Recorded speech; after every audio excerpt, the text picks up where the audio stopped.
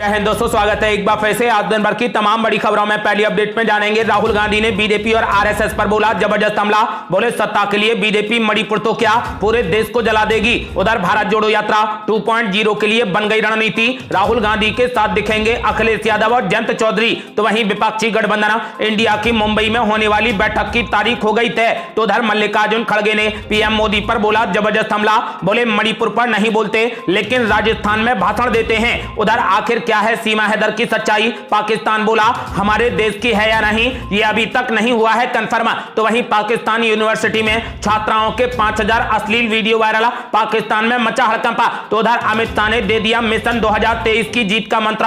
BJP 230 विधानसभा सीटों पर निकालेगी विजय संकल्प यात्रा। और भी बड़ी खबरों को जानेंगे विस्तार से, लेकिन उससे पहले यदि आप भी मानते हैं कि देश की जनता बदलाव चाहती है तो इस वीडियो को लाइक कर चैनल को लाल बटन दबाकर सब्सक्राइब करें और कमेंट बॉक्स में लिखें जय हिंद। दरअसल दोस्तों आपको बता दें कि कांग्रेस के पूर्व अध्यक्ष राहुल गांधी ने यूथ कांग्रेस के कार्यक्रम को ऑनलाइन संबोधित किया। इस कार्यक्रम में उन्होंने प्रधानमंत्री नरेंद्र मोदी पर निशाना साधा और आरोप लगाया कि प्रधानमंत्री नरेंद्र मोदी को मणिपुर से कोई भी लेना देना नहीं है। उन्होंने कहा कि बीजेपी और आरएसएस सिर्फ सत्ता के लिए भूखी है और इसके लिए वो मणिपुर तो क्या बल्कि पूरे देश को भी जलाने से पीछे नहीं हटेंगी। राहुल गांधी ने यूथ कांग्रेस के लीडर्स और कार्यकर्ताओं को संबोधित करते हुए कहा कि प्रधानमंत्री नरेंद्र मोदी मणिपुर के लिए क्या कर रहे हैं, वे मणिपुर के बारे में कुछ बोल क्यों नहीं रहे। ऐसा इसलिए क्योंकि नरेंद्र मोदी जी को मणिपुर से कोई भी लेना देना नहीं है। वो जानते हैं कि उनकी ही विचारधारा ने मणिपुर को जलाया है। आपको बता दें कि राहुल गांधी ने कहा कि बीजेपी और आरएसएस सिर्फ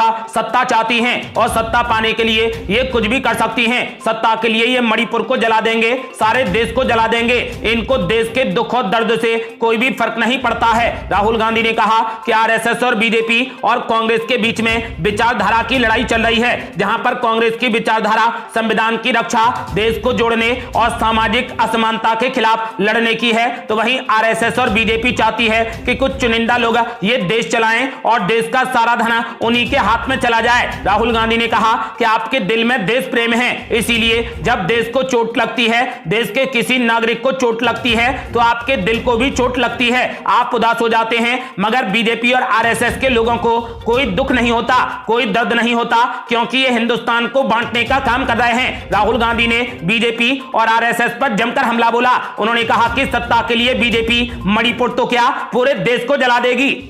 और बड़ी खबर, भारत जोड़ो यात्रा 2.0 के लिए बन गई खास रणनीति। यूपी पर पूरा फोकस। राहुल गांधी के साथ में दिखेंगे अखिलेश यादव और जयंत चौधरी। दरअसल दोस्तों आपको बता दें कि कांग्रेस नेता राहुल गांधी अपनी बहुचर्चित भारत जोड़ो यात्रा एक बार फिर से निकालने जा रहे हैं। इसकी शुरुआत गुजरात के पोरबंदर से होगी, जबकि ये त्रिपुरा के अगरतला तक जाएगी। इस यात्रा का अहम हिस्सा उत्तर प्रदेश में भी बीतेगा। आगामी लोकसभा चुनाव के मद्देनजर यूपी को कवर करने के लिए खास रणनीति बनाई गई है। इस दौरान राहुल गांधी के साथ अखिलेश यादव और जयंत चौधरी भी नजर आएंगे। पश्चिमी और पूर्वी यूपी के कई जिलों को यात्रा में कवर किया जाएगा। उल्लेखनीय है कि भारत जोड़ो यात्रा के पहले फेज में राहुल गांधी ने कन्याकुमारी से कश्मीर तक की यात्रा की थी, जिसमें 3500 से ज्यादा किलोमीटर की पदयात्रा की गई थी। इसमें यूपी में चंद दिन ही बिताए गए थे। यात्रा के दूसरे फेज में राहुल गांधी जब यूपी पहुंचेंगे तब प्रदेश कांग्रेस अध्यक्ष ब्रजलाल खाबरी समेत कई अन्य दलों के नेता भी मौजूद होंगे। इस यात्रा की शुरुआत 15 अगस्त या फिर 2 अक्टूबर से होगी। टाइम्स ऑफ इंडिया के अनुसार ब्रजलाल खाबरी ने कहा कि यूपी कांग्रेस के नेताओं ने राहुल गांधी से प्रदेश को ज्यादा समय देने को कहा है। अभी रूट और तारीखें तय की जा रही हैं। पहले फेज में राहुल गांधी ने गाजियाबाद, बागपत और शामली जिलों को रणनीति के तहत कवर किया था। इस दौरान वे 130 किलोमीटर यूपी में पैदल चले थे और बागपत से यात्रा हरियाणा की ओर चली गई थी। सूत्रों की माने तो राहुल गांधी की भारत जोड़ो यात्रा 2.0 में इंडिया गठबंधन के कई अहम दलों के नेता भी दिखेंगे। समाजवादी पार्टी के प्रमुख अखिलेश यादव, आरएलडी चीफ जयंत चौधरी भी राहुल गांधी की यात्रा में शामिल होंगे। मालूम हो कि लोकसभा चुनाव के मद्देनजर पश्चिमी यूपी की सीटों पर आरएलडी और सपा गठबंधन की नजरें हैं और उम्मीद है कि यहां पर वे बीजेपी को कड़ी टक्कर दे सकते हैं। सूत्रों ने कहा कि आंतरिक एनालिसिस है कि तीनों बड़े नेता राहुल गांधी, अखिलेश यादव और जयंत चौधरी सहारनपुर, बागपत, रामपुर, बरेली, बदायूं, अलीगढ़, देवरिया, महाराजगंज, गाजीपुर, आजमगढ़ और कुशीनगर में वोटों को इंडिया गठबंधन के पक्ष में करेंगे। ऐसे में इन जिलों से यात्रा निकलने की उम्मीद जताई जा रही है। आपको बता दें कि इस यात्रा की शुरुआत 15 अगस्त या फिर 2 अक्टूबर से हो सकती है।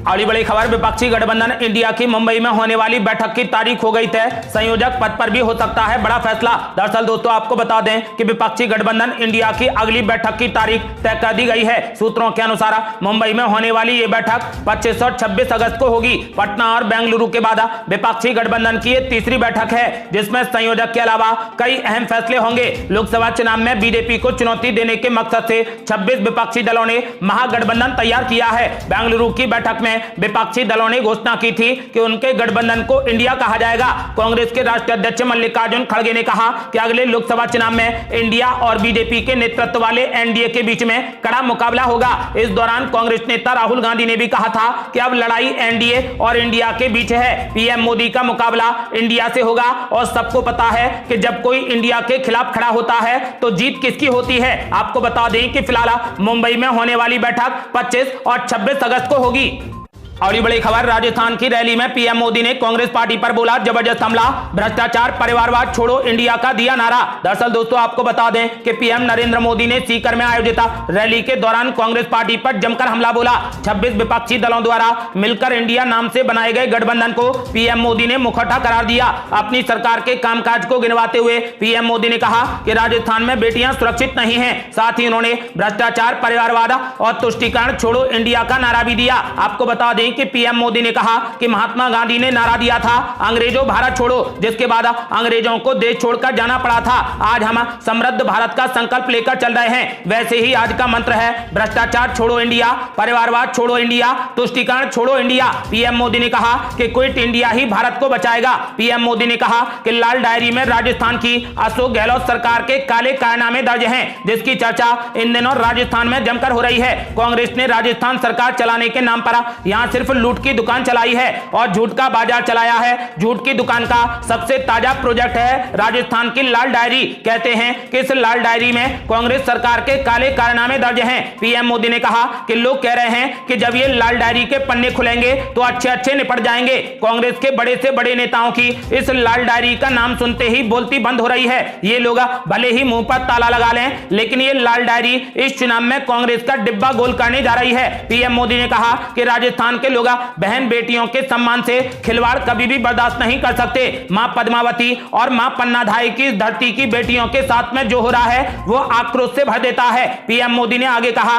कि किसी दलित बेटी के साथ में दुष्कर्म होता है और उस पर एसिड डाल दिया जाता है। किसी दलित बहन के साथ में उसके पति के सामने गैंगरेप होता है और आरोपी उसका वीडियो बनाते हैं, पुलिस में रिपोर्ट नहीं लिखी जाती है। बेखौफ आरोपी वीडियो वायरल कर देते हैं। छोटी छोटी बच्चियां और स्कूल की टीचर तक राजस्थान में सुरक्षित नहीं है। प्रधानमंत्री नरेंद्र मोदी ने कहा कि कांग्रेस और उसके सहयोगी दलों ने एक नया पैंतरा चलाया है। यह पैंतरा है नाम बदलने का। पहले के जमाने में कोई पीढ़ी या कंपनी बदनाम हो जाती थी तो तुरंत नया बोर्ड लगाकर लोगों को भ्रमित कर फिर से अपना धंधा पानी चलाने की कोशिश करती थी। कांग्रेस भी वही कर रही है। यूपीए के कुकर्म याद ना आए इसलिए उसे बदलकर अब इंडिया कर दिया गया है। पीएम मोदी ने कहा कि अगर इन्हें इंडिया की परवाह होती तो क्या ये विदेशियों से भारत में दखल देने की बात करते।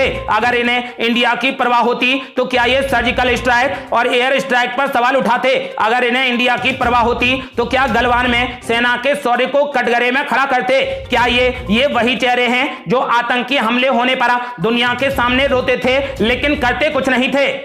और बड़ी खबर, मल्लिकार्जुन खड़गे ने पीएम मोदी पर बोला जबरदस्त हमला, बोले मणिपुर पर नहीं बोलते लेकिन राजस्थान में देते हैं भाषण। दरअसल दोस्तों आपको बता दें कि प्रधानमंत्री नरेंद्र मोदी ने गुरुवार को राजस्थान के सीकर में रैली की जिसमें कांग्रेस और विपक्ष पर जमकर निशाना साधा। इसे लेकर कांग्रेस अध्यक्ष मल्लिकार्जुन खड़गे ने पीएम मोदी पर पलटवार किया है। मल्लिकार्जुन खड़गे ने कहा कि पीएम मोदी मणिपुर पर नहीं बोलते हैं लेकिन राजस्थान में राजनीतिक भाषण देते हैं। उन्होंने पीएम मोदी पर संसद का अपमान करने का आरोप लगाया। कांग्रेस अध्यक्ष मल्लिकार्जुन खड़गे ने कहा कि सदन चल रहा है, हम मांग कर रहे हैं कि पीएम मोदी वहां पर आएं और अपना बयान दें, लेकिन वे राजस्थान में राजनीतिक भाषण दे रहे हैं और चुनाव की बात कर रहे हैं। जब वे वहां पर जा सकते हैं तो क्या आधे घंटे के लिए सदन में आकर बयान नहीं दे सकते। इसका मतलब है कि लोकतंत्र में उनकी कोई रुचि नहीं है, कोई विश्वास नहीं है। दिल्ली में मल्लिकार्जुन खड़गे ने कहा कि पीएम नरेंद्र मोदी लोकतंत्र और संविधान की रक्षा नहीं करना चाहते, वे संसद का अपमान कर रहे हैं। मल्लिकार्जुन खड़गे ने कहा कि सदन में सत्ता सत्ता पक्ष के लोग हंगामा कर रहे हैं, मुझे बोलने नहीं दिया गया।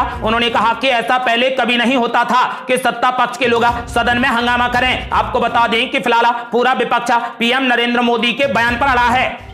और ये बड़ी खबर, आखिर क्या है सीमा हैदर की सच्चाई? अब पाकिस्तान बोला कि वो हमारे देश की है भी या नहीं, ये अब तक नहीं हुआ कंफर्म। दरअसल दोस्तों आपको बता दें कि आखिर सीमा हैदर की सच्चाई क्या है, वो पाकिस्तान की नागरिक है भी या नहीं, इस पर अब तक कोई भी ठोस जानकारी नहीं मिल पाई। उत्तर प्रदेश के गौतम बुद्ध नगर जिले की पुलिस ने पाकिस्तानी उच्चायुक्त को सीमा हैदर के दस्तावेज देकर यह पूछा था कि वो पाकिस्तान की नागरिक है या नहीं। इस पर अब तक पाकिस्तान की ओर से जवाब नहीं आया है। इस बीच पाकिस्तान के विदेश मंत्रालय का कहना है कि अब तक सीमा हैदर की राष्ट्रीयता के बारे में पता नहीं चल सका है। पाकिस्तानी चैनल आज टीवी की रिपोर्ट के मुताबिक विदेश मंत्रालय की प्रवक्ता मुमताज जहरा बलूच ने कहा कि अब तक सीमा हैदर की राष्ट्रीयता की पुष्टि नहीं हो पाई है कि वो पाकिस्तान की है भी या नहीं। और बड़ी खबर, पाकिस्तान यूनिवर्सिटी में छात्राओं के 5500 अश्लील वीडियो हुए वायरल। पाकिस्तान समेत पूरी दुनिया में मचा हड़कंप। दरअसल दोस्तों आपको बता दें कि पाकिस्तान में 5500 कॉलेज छात्राओं के अश्लील वीडियो मिलने की घटना से हड़कंप मच गया है। इसे दुनिया भर में अब तक का सबसे बड़ा सेक्स स्कैंडल बताया जा रहा है। इसमें हजारों लड़कियों को ड्रग्स का आदी बनाकर फंसाया गया है। इस मामले पर पुलिस का हैरानी भरा बयान भी सामने आया है, जिसमें पाकिस्तान पुलिस कह रही है कि लड़कियों को बचाना हमारा काम नहीं है। वहीं शर्मनाक करने वाले इस मामले के सामने आते ही पाकिस्तान के उच्च शिक्षा आयोग ने इस्लामिया यूनिवर्सिटी बहावलपुर मामले की जांच के लिए एक उच्चाधिकार प्राप्त समिति बनाने का फैसला किया है, जिसमें 3 कुलपति और सुरक्षा एजेंसियों के अधिकारियों को शामिल किया गया है। आपको बता दें कि पाकिस्तान में 5500 कॉलेज छात्राओं के अश्लील वीडियो वायरल हो गए हैं, जिससे हड़कंप मच गया है। पाकिस्तान में नहीं, इससे दुनिया भर में हड़कंप मचा है। इसे दुनिया भर में अब तक का सबसे बड़ा सेक्स स्कैंडल बताया जा रहा है। और बड़ी खबर, मणिपुर में हुई महिलाओं से बर्बरता मामले की सीबीआई करेगी जांच। वीडियो बनाने वाला शख्स किया गया गिरफ्तार। दरअसल दोस्तों आपको बता दें कि मणिपुर के वायरल वीडियो मामले का ट्रायल राज्य से बाहर कराने को लेकर केंद्र सरकार सुप्रीम कोर्ट में हल्फनामा दाखिल करने वाली है। गृह मंत्रालय इस मामले को सीबीआई को भेजेगा। न्यूज एजेंसी पीटीआई के अनुसार शीर्ष सरकारी सूत्रों ने बताया कि जिस मोबाइल फोन से मणिपुर की महिलाओं का वायरल वीडियो शूट किया गया था, उसे बरामद कर लिया गया है और वीडियो शूट करने वाले व्यक्ति को भी गिरफ्तार कर लिया गया है। सूत्रों के मुताबिक मणिपुर में 35,000 अतिरिक्त फोर्स की तैनाती की गई है और 18 जुलाई के बाद हिंसा की कोई भी बड़ी घटना नहीं हुई है। मणिपुर पर पीएम नरेंद्र मोदी की पैनी नजर है। हर रोज पीएम मोदी गृह मंत्री के जरिए मणिपुर की जानकारी ले रहे हैं। दवा और दैनिक आपूर्ति की कोई भी कमी नहीं है। खाद्य और आवश्यक आपूर्ति की कीमतें नियंत्रण में हैं। बड़ी संख्या में सरकारी कर्मचारी काम पर लौट रहे हैं और स्कूल भी फिर से शुरू हो रहे हैं। आपको बता दें कि फिलहाल अब मणिपुर में हुई महिलाओं से बर्बरता मामले की जांच सीबीआई करेगी। और ये बड़ी खबर, मणिपुर दौरे पर जाएंगे विपक्षी गठबंधन इंडिया के सांसद, हिंसा प्रभावित इलाकों का लेंगे जायजा। दरअसल दोस्तों आपको बता दें कि मणिपुर हिंसा को लेकर विपक्ष ने सरकार पर हमले तेज कर दिए हैं। संसद में पिछले एक हफ्ते से चल रहे हंगामे के बाद अब विपक्षी दलों ने नई रणनीति तैयार कर ली है। विपक्षी गठबंधन इंडिया के घटक दलों के सांसदों का एक प्रतिनिधिमंडल अब मणिपुर दौरे पर जाएगा। बताया गया है कि 29 और 30 जुलाई को यह प्रतिनिधिमंडल हिंसा प्रभावित मणिपुर का दौरा करेगा। आपको बता दें कि तमाम विपक्षी दल संसद में मणिपुर पर प्रधानमंत्री नरेंद्र मोदी के बयान और चर्चा की मांग कर रहे हैं। कांग्रेस पार्टी ने मणिपुर हिंसा के मुद्दे पर संसद में जारी गतिरोध के बीच लोकसभा में सरकार के खिलाफ अविश्वास प्रस्ताव पेश किया है, जिस पर सदन में चर्चा के लिए मंजूरी भी दे दी गई है। लोकसभा अध्यक्ष ओम बिरला सभी दलों के नेताओं से बातचीत करने के बाद इस प्रस्ताव पर चर्चा के लिए तारीख तय करेंगे। ये विपक्षी दलों की प्रधानमंत्री मोदी को मणिपुर पर बयान देने के लिए मजबूर करने की बड़ी कोशिश है। विपक्षी सांसदों ने 27 जुलाई को राज्यसभा में काले कपड़े पहनकर विरोध जताया। तमाम विपक्षी सांसद काले कपड़े पहनकर ही संसद पहुंचे। इस दौरान सभी ने जमकर नारेबाजी की और मणिपुर पर पीएम नरेंद्र मोदी के बयान की मांग की। अगली बड़ी खबर, बाढ़ और बारिश के बाद दिल्ली में डेंगू का कहर, 6 साल में सबसे ज्यादा आए मामले। दरअसल दोस्तों आपको बता दें कि बाढ़ और बारिश के बाद आई फ्लू से जूझ रही दिल्ली पर एक और मुसीबत आती दिखाई दे रही है। राजधानी में डेंगू के मामलों में बढ़ोतरी देखी जा रही है। दिलचस्प है कि जुलाई के महीने तक डेंगू के मामलों में ये उछाल पिछले कई सालों से ज्यादा है। इतना ही नहीं, दिल्ली नगर निगम के आंकड़ों पर गौर करें तो इस बार दिल्ली वासियों की बड़ी लापरवाही का नमूना भी सामने आया है, जिसके चलते डेंगू के मामले और बढ़ने की आशंका जताई जा रही है। आपको बता दें कि बाढ़ और बारिश के बाद दिल्ली में अब डेंगू का कहर जारी है। 6 साल में इस बार सबसे ज्यादा डेंगू के मामले सामने आए हैं। और ये बड़ी खबर, गृह मंत्री अमित शाह ने मिशन 2023 की जीत का दिया मंत्र। बीजेपी 230 विधानसभा सीटों पर निकालेगी विजय संकल्प यात्रा। दरअसल दोस्तों आपको बता दें कि केंद्रीय गृह मंत्री अमित शाह 15 दिन में दूसरी बार भोपाल पहुंचने के बाद मध्य प्रदेश में मिशन 2023 का रोड मैप फाइनल कर गए हैं। आपको बता दें कि विजय संकल्प यात्रा का ब्लूप्रिंट तैयार कर अमित शाह ने